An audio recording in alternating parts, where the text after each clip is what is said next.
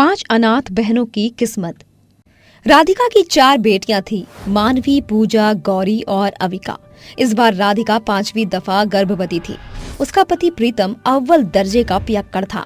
बेहिसाब पीने की लत ने उसे कैंसर की बड़ी बीमारी के चपेट में ले लिया।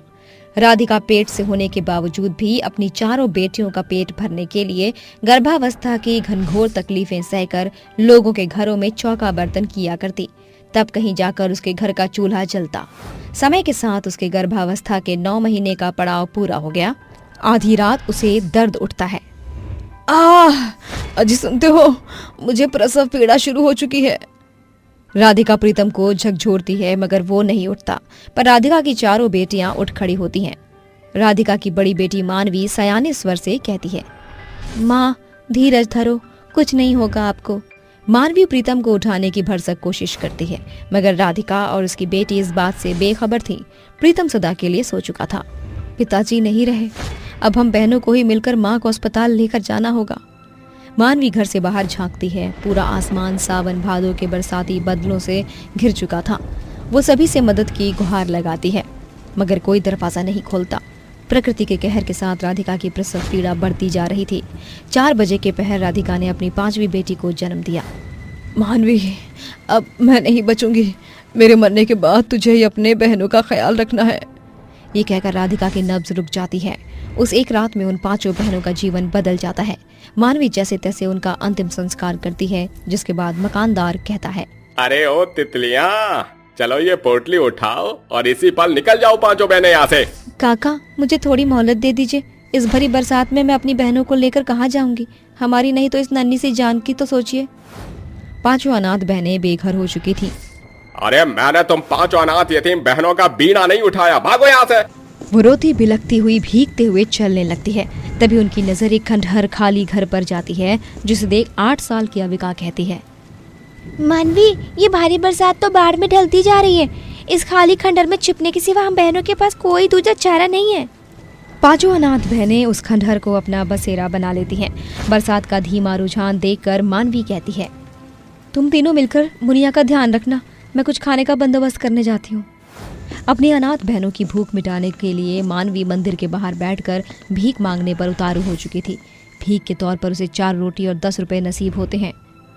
शुक्रिया ऊपर वाले, इस पैसे से मेरी नन्ही सी बहन के लिए दूध का बंदोबस्त हो जाएगा। घर आकर वो अपनी बहनों की भूख मिटाती है। ऐसे ही हर एक दिन गुजरता है। मानवी मंदिर के बाहर बैठकर भीख मांगकर जो लाती, उसी से वो अपनी अनाथ बहनों की भूख मिटाती। मगर आज बदकिस्मती से उसे कुछ भी नसीब नहीं होता।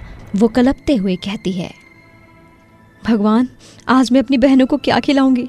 तभी शारदा नाम की एक महिला उसके पास आकर कहती है, बेटी, तुम इस मंदिर के बाहर बैठ के क्यों रो रही हो?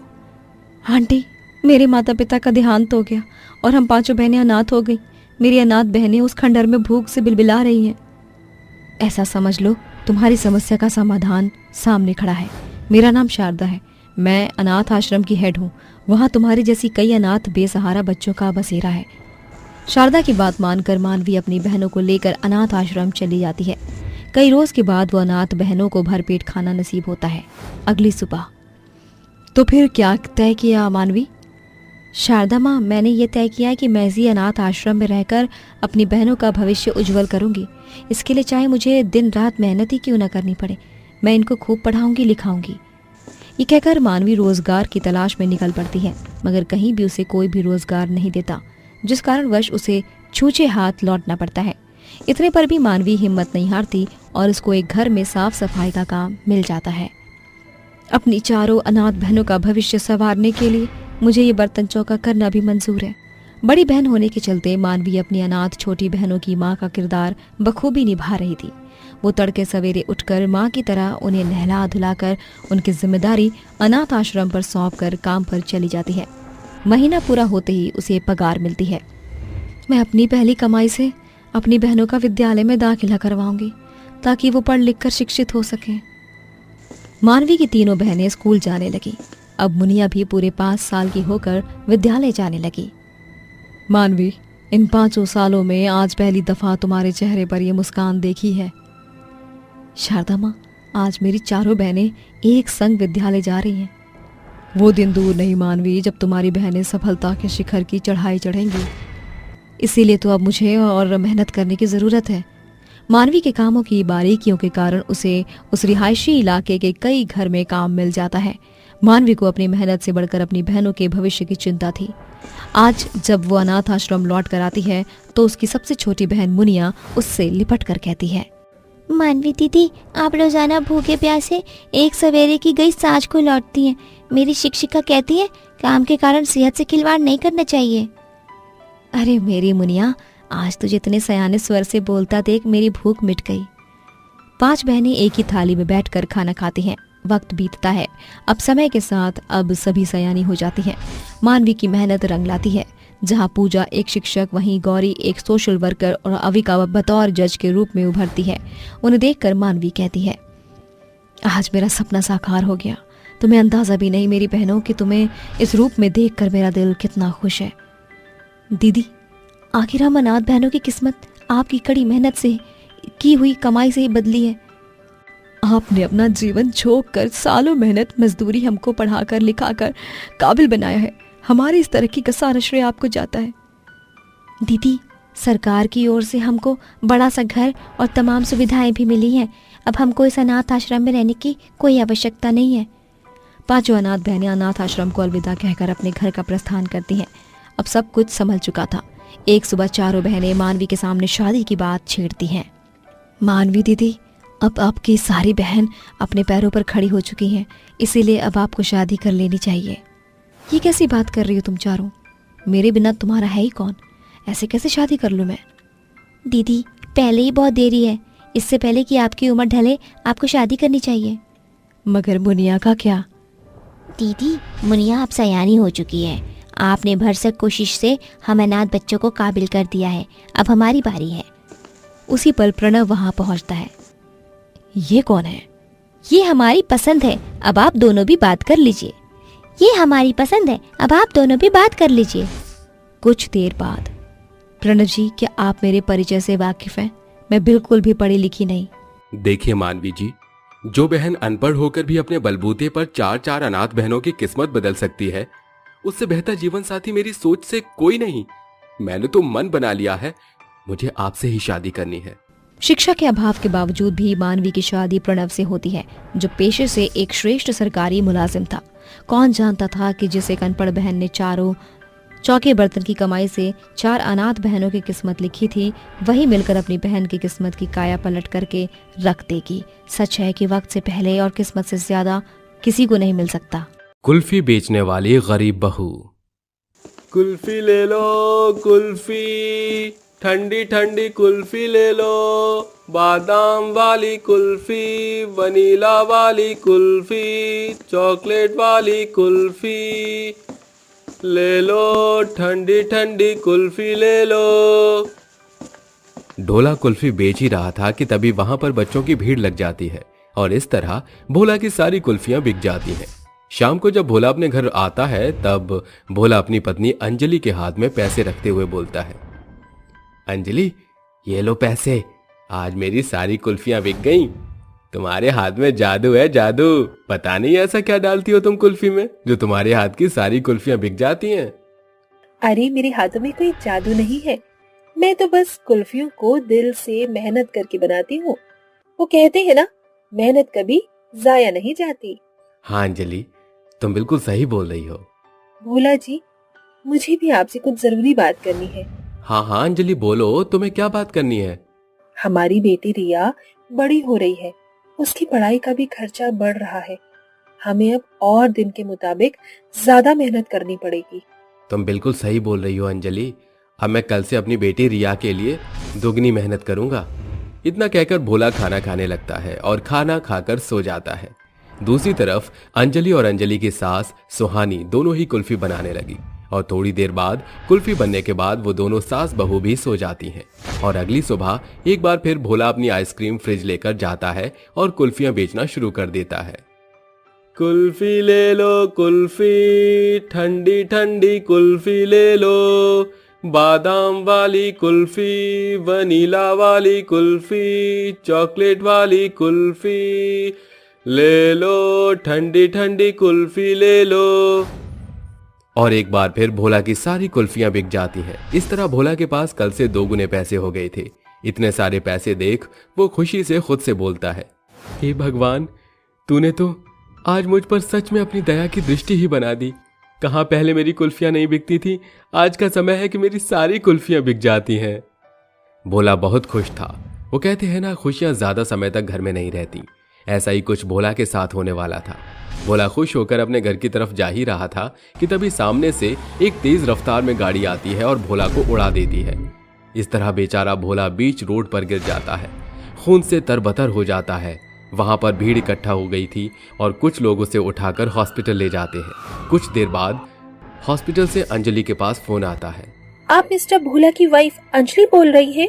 जी हाँ, मैं अंजलि बोल रही हूँ। आप कौन? आपके हस्बैंड भोला का एक्सीडेंट हो गया है, आप जल्द से जल्द सिटी हॉस्पिटल में आ जाइए। ये सुनकर अंजलि को सदमा लगता है और वो दौड़ी दौड़ी अपने पति भोला के पास चली जाती है, जहां वो अपने पति को ऑपरेशन थिएटर में देखकर फूट फूट कर रोने लगती है कि तभी डॉक्टर बाहर आता है और अंजलि को बोलता है, मिस अंजलि, आप रोइए मत, आपके हस्बैंड अब बिल्कुल ठीक हैं, लेकिन क्या? वो पैर से अपाहिज हो गए हैं। ये सुनकर अंजलि रोने लगती है। तभी वहां उसकी सास अपनी पोती रिया को लेकर अंजलि के पास आती है और उसे चुप करवाते हुए बोलती है, बेटा अंजलि, खुद को संभाल। भगवान की कृपा से मेरा बेटा और तेरा पति भोला बच गया। हमारे लिए ये बहुत ही बड़ी बात है बेटा। अब तुम उसका अच्छे से ख्याल रखना। अपनी सास की बातों से सुहानी को थोड़ी हिम्मत मिलती है और वो अपने पति से मिलने के लिए चली जाती है, जिसके बाद वो उसको खाना खिलाती है और इस तरह पूरे 1 हफ्ते बीत गई थी। अगले 1 हफ्ते बाद अंजलि अपने पति को लेकर घर आ जाती है और उसके पैरों की मालिश करने लगती है।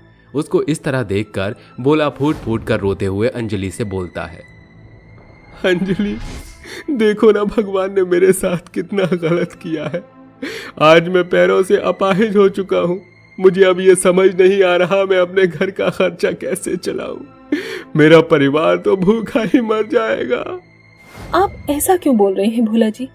मैंने आपके साथ 7 फेरे लिए थे। उस समय मैंने ये वचन भी लिया था कि आपकी हर परेशानी में, हर सुख दुख में मैं आपके साथ रहूंगी। तो आपने इस घर को पालने का जिम्मा अकेले कैसे ले रखा है? कल से मैं कुल्फियां बेचूंगी और अपने घर का खर्चा उठाऊंगी।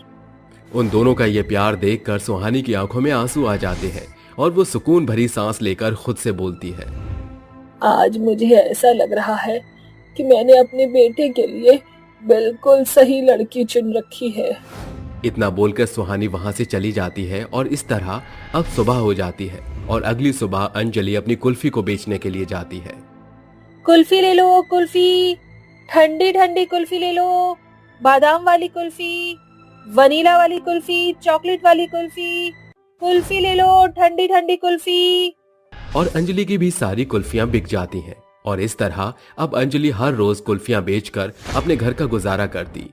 ऐसे ही एक दिन एक बहुत ही अमीर लड़की उसके ठेले पर आती है और उसकी कुल्फी खाकर चली जाती है। अगले दिन वो एक बार फिर आती है और उससे बोलती है, अरे कुल्फी वाली, तुम्हारी कुल्फियां तो सच में बहुत ही स्वादिष्ट है। क्या तुम मेरे साथ बिजनेस करोगी? मुझे एक ट्रस्टेड पर्सन चाहिए। मेम साहब, मेरे पास इतने पैसे नहीं हैं कि मैं आपके साथ बिजनेस कर सकूं। इसकी चिंता तुम मत करो, मैं तुम्हें सारा पैसा दिया करूंगी। बस तुम मेरी कुल्फियों को बनाया करना और उसको पैक करके रख दिया करना।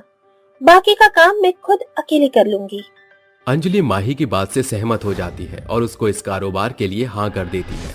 शाम को अंजलि अपने घर जाती है और अपने पति और सास को ये सारी बात बता देती है, जिसके बाद उसका पति अंजलि से बोलता है, अंजलि, तुम मेरी पत्नी नहीं बल्कि इस घर की लक्ष्मी हो। तुमने तो वो कर दिखाया जो आज तक मैं न कर सका। हाँ बहू, भोला बिल्कुल सही बोल रहा है और तू मेरे घर की बहू नहीं बल्कि बेटी है। तूने वो कर दिखाया जो एक बेटा करता है। मुझे तुझ पर गर्व हो रहा है बहू। उसकी बात सुनकर अंजलि को बहुत अच्छा लगता है और अब वो अगले दिन से माही के लिए काम करने लगती है। माही के लिए अंजलि आइसक्रीम बनाती है और माही उस कुल्फी को कभी शादी में फॉरवर्ड करती है तो कभी पार्टी में। इस तरह अब उन दोनों का ये बिजनेस बढ़ता ही गया, जिसके बाद माही ने एक ब्रांच और खोल ली। माही अब अपनी दूसरी ब्रांच को संभालती तो यहाँ अंजलि माही की पहली वाली ब्रांच को संभालने लगती। इस तरह देखते ही देखते अंजलि भी अब अमीर होने लगी और वो अपने पति का इलाज अच्छे से करवाने लगी। कुछ समय बाद अंजलि का पति भी ठीक हो जाता है और अंजलि अपनी बेटी रिया को अच्छे से स्कूल में पढ़ाने लगती है। अंजलि आज जो कुछ भी थी वो सिर्फ और सिर्फ माही की वजह से थी और इसका धन्यवाद देने के लिए माही के पास अंजलि का पूरा परिवार जाता है और उससे बोलता है, माही मैम, आपने हम पर बहुत ही बड़ा एहसान किया है। आज आपकी बदौलत मैं इतने बड़े स्कूल में पढ़ रही हूँ। मेरे पापा जी ठीक हो गए हैं। मैं आपका बहुत बहुत धन्यवाद करती हूँ। अरे नहीं नहीं, तुम तो मेरी बहन की बेटी जैसी हो, इसीलिए तुम मुझे मैम नहीं बल्कि माँ से बुलाओगी। और मैंने आप सभी पर कोई एहसान नहीं किया। मेरी कोई फैमिली नहीं है और इससे मुझे एक फैमिली मिल रही है, तो इसमें एहसान किस चीज का। इतना कहकर माही सभी को गले लगा लेती है और उन सभी के साथ एक खुशी भरी जिंदगी जीने लगती है। सोने चांदी के बाल वाली चुड़ैल। प्रतापगढ़ नामक एक गांव में बहुत सुंदर सा महल था। दिन के समय तो वो महल बेहद ही खूबसूरत दिखता था, लेकिन जैसे ही रात होती थी वो महल एक भूतिया महल में बदल जाता था।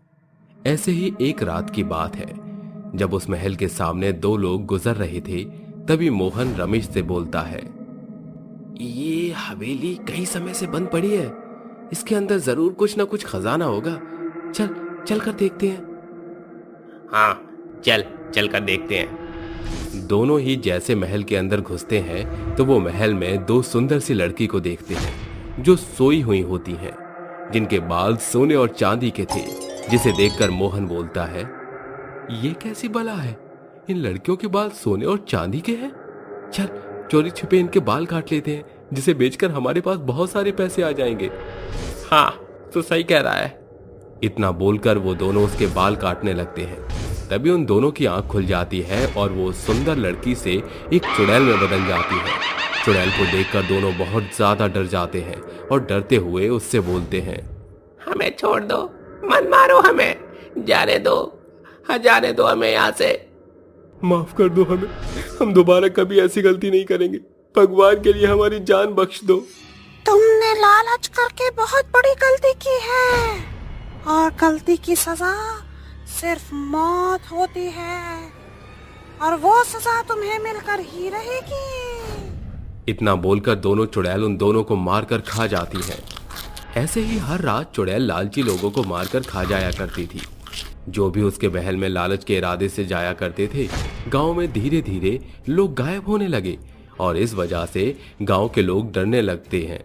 तभी एक दिन गांव का बूढ़ा आदमी बोलता है, शायद गांव में गायब हो रहे लोगों के पीछे इस महल का हाथ है, क्योंकि आज तक जो भी इस महल में गया वो कभी लौट कर वापस नहीं आया और पता नहीं क्यों लोग इन सुनहरे बालों वाली के जाल में फंसते जा रहे हैं। जब बूढ़ा आदमी ये सब बोल रहा होता है तभी वहां पर गांव का मुखिया आ जाता है और बोलता है, आज के बाद से कोई भी इंसान ना ही इस महल में जाएगा और ना ही उसकी तरफ देखेगा। जब गांव के लोग ये सब बातें कर रहे होते हैं तो वहीं खड़ा विकास और आवेश उनकी बातें सुन रहे थे, जो कि शहर से गांव में घूमने आए थे। और गांव वालों की बातों को सुनकर विकास अपने दोस्त आवेश से बोलता है, यार आवेश, ये जो गांव वाले बोल रहे हैं, क्या तुझे भी वो सब सुनकर सच लग रहा है? क्या सच में आज के टाइम में भी सोने और चांदी के बाल वाली लड़कियां होती हैं? ये तो मुझे भी नहीं पता, लेकिन जब से मैंने ये बात सुनी है मुझे उन्हें देखने की बहुत ज्यादा उत्सुकता हो रही है। कैसे भी करके मैं उन्हें बस एक बार देखना चाहता हूँ। देखना तो मैं भी चाहता हूँ, पर हम उसे देखें कैसे? लेकिन तूने सुना नहीं कि जो भी उस महल में जाता वो वापस नहीं आता? अब तू ही बता, हमें क्या करना चाहिए? यार मैं तो सोच रहा हूँ क्यों ना हम रात के समय उस महल में चुपके से जाएं और उन दोनों बहनों को देख लें और सुबह होने से पहले वापस भी आ जाएंगे, इससे किसी को भी पता नहीं चलेगा। हाँ यार, कह तो बिल्कुल सही रहा है। चल आज रात ऐसा ही करते हैं। थोड़ी देर के बाद जब रात हो जाती है तो दोनों दोस्त उस महल में चुपके से जाते हैं। लेकिन जैसे ही वो दोनों महल के अंदर कदम रखते हैं वो सुंदर महल एक भूतिया महल में बदल जाता है।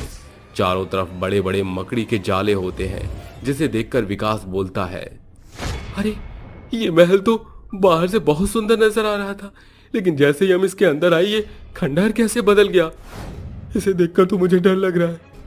विकास ने इतना बोला ही था कि तभी वहां पर दो चुड़ैल आ जाती हैं और हंसते हुए बोलती हैं, तुम्हें भी सोने और चांदी के लालच ने खींच कर यहाँ ले आया। चलो अच्छा ही है, इंसान हर बार लालच में आकर गलती कर बैठते हैं और हमारा शिकार बन जाते हैं। दीदी, ये इंसानी फितरत होती कुछ ऐसी है कि बार बार अपने लालच के चक्कर में अपनी मौत को गले लगा लेते हैं। पर हमारे लिए तो अच्छा ही है, अब हम इन्हें मारकर अपनी भूख मिटाएंगे। चुड़ैल को अपने सामने देखकर और उनकी बातें सुनकर दोनों बहुत ज्यादा डर जाते हैं और डरते हुए विकास उनसे बोलता है, नहीं रुको, हमें मत मारो। जैसे तुम समझ रही हो हम वो नहीं है। हम यहाँ ना तो तुम्हें नुकसान पहुंचाने आए हैं और ना ही चोरी करने। हम तो बस यहाँ तुम्हारे सुनहरे सोने और चमचमाते चांदी के बाल देखने आए थे। लेकिन अगर तुम नहीं चाहती तो हम वो भी नहीं देखेंगे और यहाँ से वापस चले जाएंगे। भगवान के लिए हमारी जान बख्श दो, हम यहाँ बस तुम्हें देखने के लिए आए थे, क्योंकि गांव वालों की बातें सुनकर हमें तुम्हें देखने की उत्सुकता हो रही थी। विकास और आवेश की बात सुनकर पहली चुड़ैल उससे कहती है, हम तुम्हारी बातों पर कैसे यकीन कर ले? अगर तुम्हें हमारी बातों पर यकीन नहीं है तो बेशक तुम हमें मार दो, लेकिन हम सच कह रहे हैं। आवेश के इतना कहते ही दोनों चुड़ैल अपने असली रूप में आ जाती हैं और ईशा कहती है, आज तक हमारे इस महल में लोग सिर्फ सोने चांदी को लूटने के लिए आया करते थे, लेकिन आज पहली बार इस महल में कोई नेक और ईमानदार इंसान आया, और वो तुम दोनों हो। और तुम्हारी इसी ईमानदारी से हम श्राप मुक्त हो गए। इसके लिए तुम्हारा लाख लाख शुक्रिया। कैसा श्राप? ये तुम क्या बोल रही हो? और हमने तुम्हारी कैसे मदद की? क्या तुम हमें बता सकती हो? विकास के पूछे जाने पर ईशा की बड़ी बहन ऐश्वर्या उससे कहती है, हम दोनों बहनें हैं और इस महल की राजकुमारियां हैं। और ये बात कई साल पहले की है। एक दिन वो दोनों बहनें बालकनी में खड़ी होकर बाहर के नजारे देख रही थी। तभी उनकी नजर एक लंगड़े तपस्वी बाबा पर पड़ती है, जिन्हें देखकर वो दोनों बोलती हैं, जरा उस लंगड़े तपस्वी बाबा को तो देखो, कैसे वो चल रहे हैं। उनकी चाल किसी पल खाती हुई नागिन की तरह लग रही है। हाँ दीदी, आपने बिल्कुल सही कहा। ऐसा लग रहा है जैसे वो किसी गाने की ताल पर थिरक रहे हों। इतना बोलकर वो दोनों बहुत हंसने लगती हैं। तभी तपस्वी बाबा उनकी सारी बातें सुन लेते हैं और वो उनसे बोलते हैं, तुम्हें अपने सौंदर्य और अपने सोने और चांदी के बालों के ऊपर बहुत घमंड है, जिसकी वजह से तुम दोनों मेरा मजाक बना रही हो। लेकिन मैं तुम्हें ये श्राप देता हूं कि तुम्हारा ये सुंदर रूप एक चुड़ैल में बदल जाए और तुम दोनों एक भयंकर चुड़ैल बन जाओ।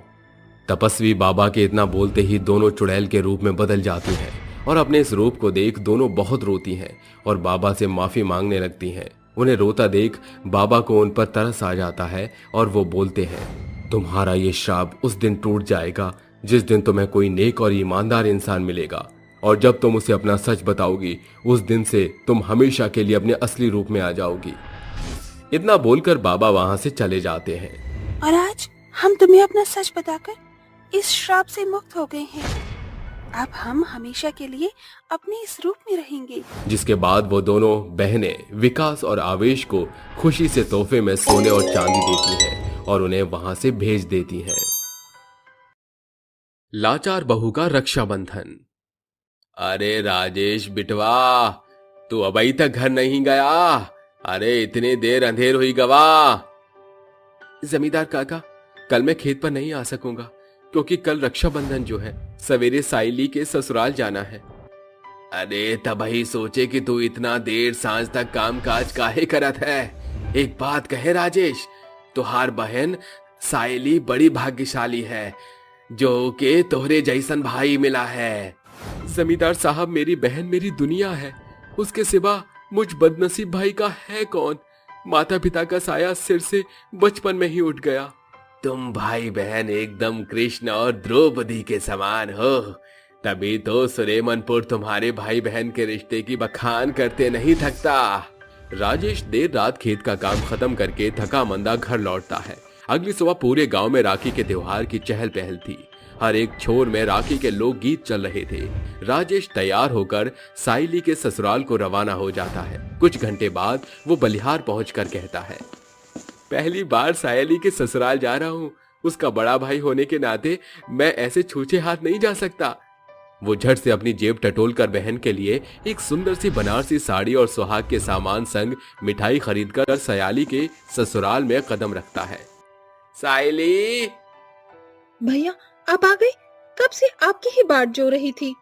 अरे बहुत सुंदर लग रही है मेरी बहन, तेरी खुशियों को किसी की नजर न लगे। तभी सायली की सास ममता राखी की सजी धजी थाली लेकर आते हुए कहती है, अरे सुंदर तो लगेगी ना राजेश बेटा, आखिर सजाया भी तो सास ने है। पाए लागू माँ जी। जुग जुग जी बेटवा, सवेरे से निर्जला उपवास धरे बैठी है भाई की खातिर। आज बहू बनकर नहीं, बहन बनकर रक्षाबंधन की रीत खुलकर निभा बेटिया। हाथ आगे बढ़ाओ भैया। सायली अपने भाई राजेश की कलाई पर राखी बांधकर उसके माथे पर अक्षत कुमकुम का तिलक लगाकर आशीर्वाद लेकर गीत गाती है। भैया मेरे राखी के बंधन को निभाना, भैया मेरी छोटी बहन को ना भुलाना, भैया मेरे ये नाता तुमको है निभाना, भैया मेरे राखी के बंधन को निभाना। राखी की रीत पूरी हुई भैया। तुम दोनों भाई बहन बातें करो, मैं जलपान का प्रबंध करती हूँ। सदा सुहागन रहे मेरी बहन। ममता जानबूझकर दोनों भाई बहन को बात करने के लिए एकांत में छोड़ देती है।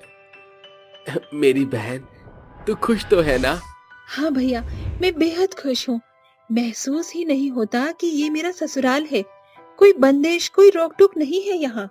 बहन के मुंह से ससुराल का बखान सुनकर राजेश बीते दिनों की स्मृति में खो जाता है। कुछ 2 बरस पहले की बात है।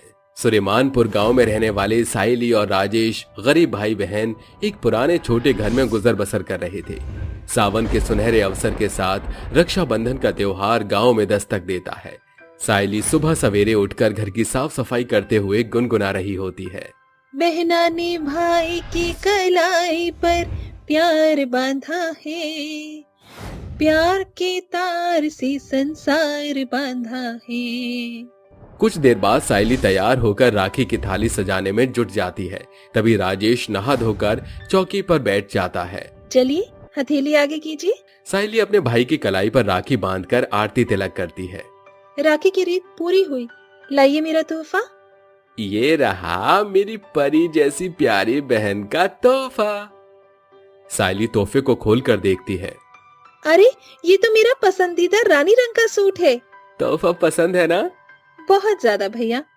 इसके सिवाय इस राखी के रोज तेरी खातिर एक और तोहफा है। एक और तोहफा? पर क्या? राजेश अपनी जेब से राजीव नाम के लड़के की तस्वीर निकालकर कहता है। राजीव नाम है, खानदानी है, अच्छे ओहदे पर कार्यरत है। ये क्या भैया, आपको अपनी बहन को भगाने की इतनी जल्दी है? साइली, अब तो सयानी हो चुकी है। मेरी माँ बाबा के जाने के बाद बड़ा होने के नाते तेरा घर बसाने की जिम्मेदारी इस भाई के कंधे पर है। आज तू मेरी बहन है, मगर कभी तो तुझे किसी की बहू बनना ही था। तुझे ये बात बताने के लिए मुझे राखी के सुनहरे मौके से ज्यादा कोई दूसरी घड़ी सूझी ही नहीं। साइली रोते हुए अपने भाई के सीने से लग जाती है। बहन के ब्याह की खातिर राजेश जी तोड़ मेहनत करके शादी का सारा बंदोबस्त करता है, जिसके बाद साइली कादम्बरी की बहू बनकर ससुराल आती है। ससुराल के चौखट पर सहमी साइली के मन में सैकड़ों सवाल उमड़ रहे थे। तभी कादम्बरी कहती है, अरे बहू, इसे अपना ही घर समझ। यहाँ तुझे कोई भी तकलीफ नहीं होगी। बहू बनाकर नहीं, बेटी बनाकर रखूंगी तुझे। ये सुनकर साइली सुकून की सांस भरती है। शुरुआती दिन में तो कादम्बरी का बर्ताव साइली के संग एकदम मधुर होता है, मगर गुजरते महीनों के साथ वो बहू के संग बेरुखी से पेश आने लगती है। एक शाम, साइली बहू, राजीव का काम एकदम ठप पड़ गया। उसे नए सिरे से खड़ा करने के खातिर 5 लाख रुपए चाहिए। तू अपने भाई से पैसे की मांग कर। माँ जी, मेरे ब्याह में भैया ने भरसक खर्चा किया। उन्होंने आपकी मांग से बढ़ चढ़कर दहेज भी दिया था, मगर अब इतनी बड़ी रकम मेरा गरीब भाई कहाँ से देगा? जब इतनी धन धान्य होकर आप कुछ नहीं कर पा रहे हो तो वो क्या करेंगे? ये सुनकर कादम्बरी गुस्से से भौएं ऊंची करके सायली के संग खूब सताव करती है। ससुराल का खाकर भाई की तरफदारी करती है। अगर कल तक पैसे नहीं आए तो अपना बोरिया बिस्तर उठाकर चलती बनियो यहाँ से। लाचार सायली अपने भाई को रोते हुए सारा सच बताकर पैसे की बात रखती है। बहन की खुशी की खातिर राजेश अपनी पुश्तैनी जमीन बेचकर पैसे लिए सायली के ससुराल आता है। माँ जी, ये लीजिए पैसे। शाबाश राजेश बेटा, तू जितना अक्लमंद है तेरी बहन उतनी ही मूर्ख चंद है। राजेश इधर उधर ताकने लगता है, जैसे उस बेबस भाई की नजर अपनी लाचार बहन को ही खोज रही थी। माँ जी, मेरी बहन सायली कहाँ है? अगर इसे पता चल गया कि इसकी बहन कोठरी में लाचार और अधमरी पड़ी है, अरे बेटा, तेरे आने से क्षण भर पहले ही राजीव उसे घुमाने लेकर गया है। अच्छा, तो अब इजाजत दीजिए। गुजरते हर एक पल के साथ सायली का ससुराल उसके खातिर लाचारी का कैद खाना बनकर रह जाता है। अब जब कभी कादम्बरी को पैसे की जरूरत पड़ती, वो सायली पर सैकड़ों जुल्म करती। बहन की खुशियों की खातिर राजेश अपना सब कुछ न्यौछावर कर चुका था। सायली के ब्याह को 1 बरस होने को था। ये सोचकर राजेश कहता है, सावन का महीना शुरू हो चुका, परसों रोज राखी भी है। सायली को देखे बड़ा दिन बीत गया। राखी के रोज उसके ससुराल जाऊंगा। 3 दिन बाद राखी का त्योहार एक बार फिर पूरे देश भर में छा जाता है। राजेश तोहफे के साथ सायली के ससुराल आता है, जहां वो आंखों देखी अपनी बहन के संग अत्याचार होता देखकर बौखलाकर कहता है, तुम माँ बेटी की हिम्मत कैसे हुई मेरी बहन को हाथ लगाने की? मुझे नहीं मालूम था कि मैं अपनी बहन को ऐसे कसाईयों के पल्ले बांध रहा हूँ। अरे इतना ही गरज है तो ले जा अपनी इस बहन बला को। ले जाऊंगा, मगर तुम्हें बख्शूंगा नहीं। राजेश दोनों के खिलाफ पुलिस स्टेशन में एफआईआर दर्ज करता है, जिसके फौरन बाद उन्हें जेल हो जाती है। सायली अपने भाई के साथ एक बार फिर राखी की रीति निभाती है।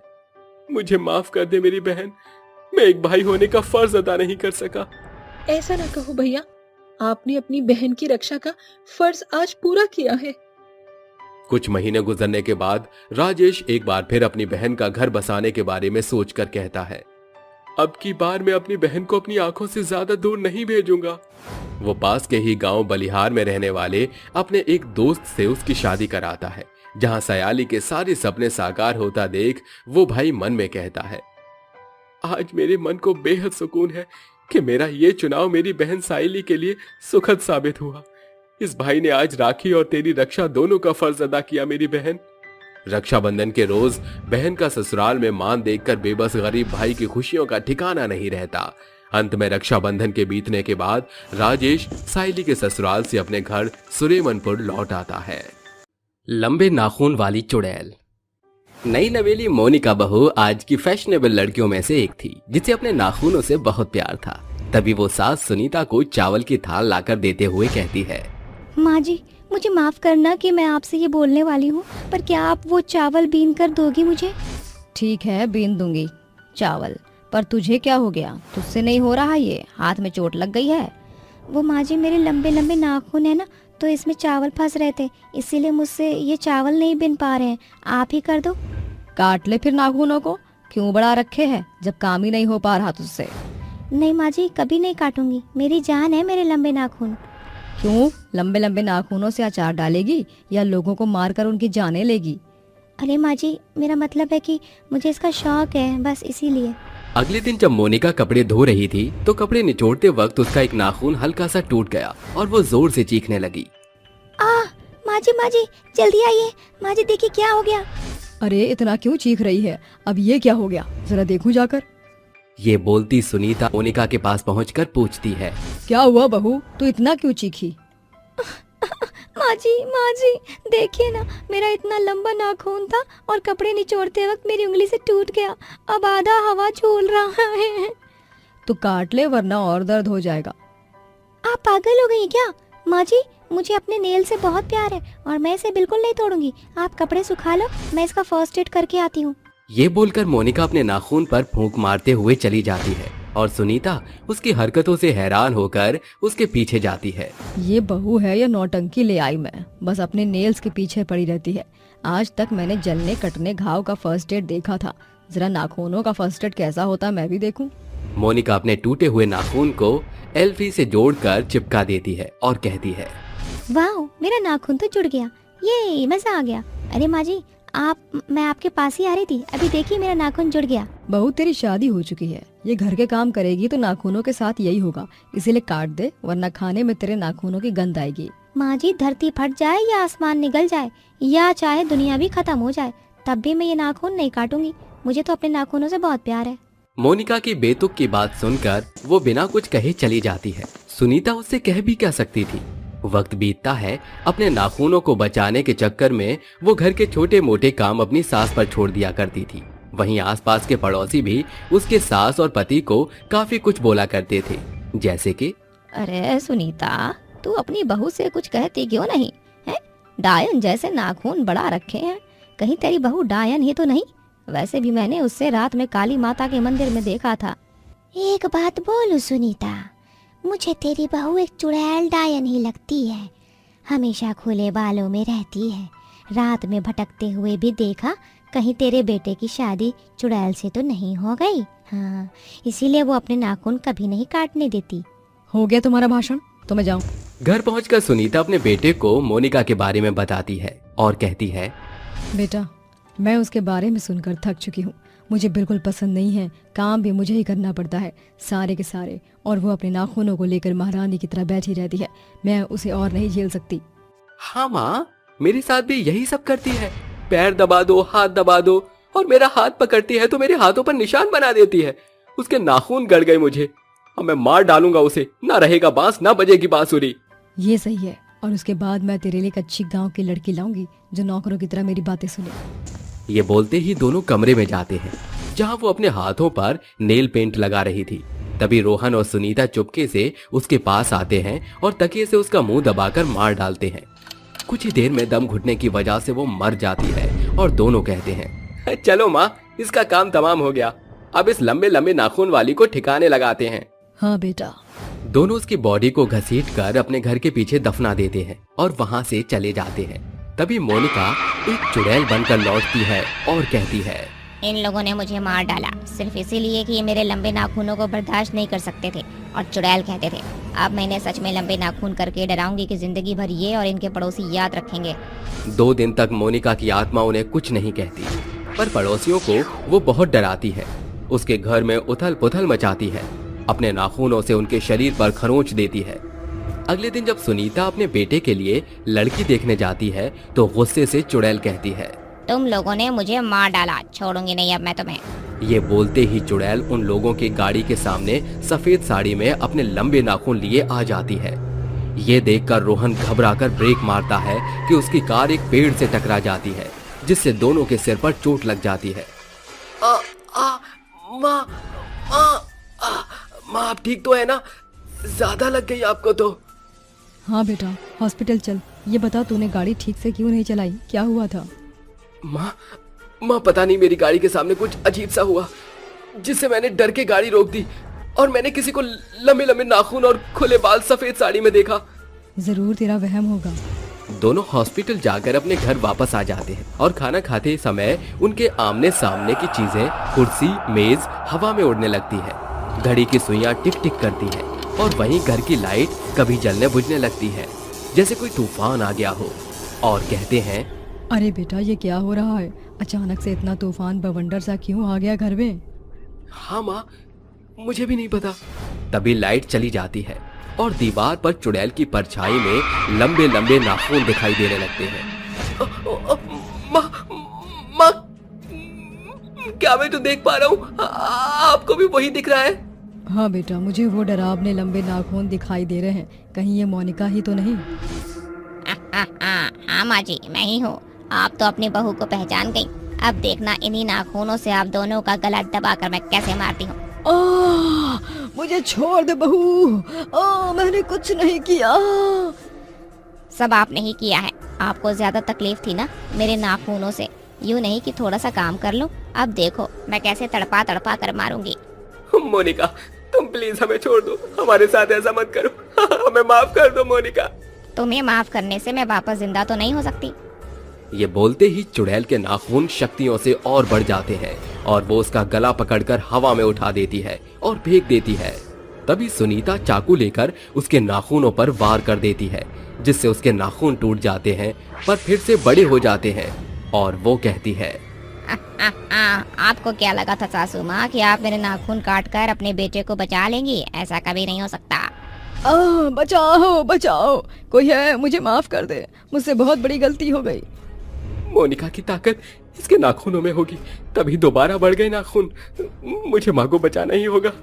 ये बोलते ही रोहन चुपके चुपके रसोई की ओर जाता है और वहां से आग जलाकर चुड़ैल के नाखूनों पर डाल देता है, जिससे चुड़ैल तड़प तड़प कर कहती है, बचाओ बचाओ, मेरी शक्तियाँ जा रही हैं।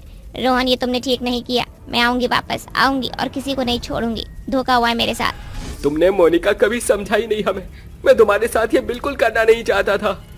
ये बोलते ही चुड़ैल जल जल कर भस्म हो जाती है और हमेशा के लिए चली जाती है। तभी माँ बेटे एक दूसरे को गले लगाकर कहते हैं, माँ आप ठीक तो है ना? हाँ बेटा, अच्छा हुआ जो तूने बचा लिया, वरना मैं तो मर ही जाती।